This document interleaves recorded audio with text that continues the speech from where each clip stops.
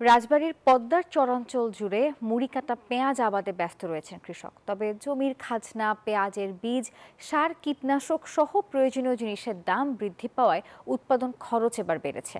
আর এতে লাভ নিয়ে দুশ্চিন্তায় পড়েছেন কৃষকরা। রাজবাড়ী থেকে সহকর্মী মিঠুন গোস্বামী এই বিষয়ে বিস্তারিত তথ্য এবং চিত্র পাঠিয়েছেন।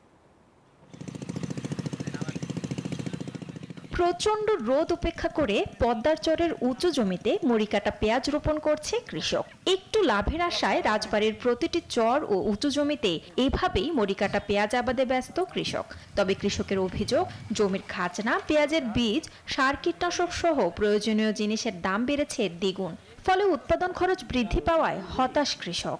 জমির দাম বাড়ছে, সারের দাম বাড়ছে, খালি বর্তমান পেঁয়াজের দামটাই কম, তাছাড়া সবকিছুরই দাম বেশি। 2000 টাকা করে বেচার পারলে হলে খরচ উঠবি, তাছাড়া তো খরচ উঠবি না। সার ওষুধের দাম বেশি, পরিতের দাম বেশি। তবে ডিলাররা বলছেন, চাহিদা অনুযায়ী ভর্তুকির সার না পাওয়ায় অতিরিক্ত দামে ক্রয় করতে হচ্ছে। যে পরিমাণ প্রয়োজন সে পরিমাণ আসলে যদি সরবরাহ হয় তাহলে অসুবিধার কিছুই না। বেশি দামে আমরা বিক্রি করি না, সময়তে করা লাগে, ধরেন বাড়িতে টুকটাক যাই কভার করা লাগে। একজনের কাছে যেমন আমার থেকে আরেকজনের কাছে যাবো, জেলার কাছে তো দুইটা বেশি নিবি। সার সংকটের কথা স্বীকার করেন এই কৃষি কর্মকর্তা।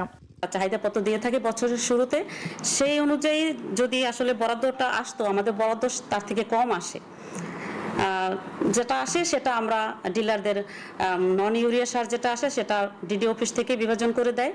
কৃষি বিভাগের তথ্য মতে চলতি মৌসুমে রাজবাড়ী জেলায় 5000 হেক্টর জমিতে মুড়ি কাটা পেঁয়াজ আবাদের লক্ষ্যমাত্রা ধরা হয়েছে। Desk report, news 24। বান্ডেল থাকলে প্রতি সেনমানিতে টাকা বাঁচবে। বিকাশ সেনমানি বান্ডেল কিনে জিতুন প্রতি লেনদেনে।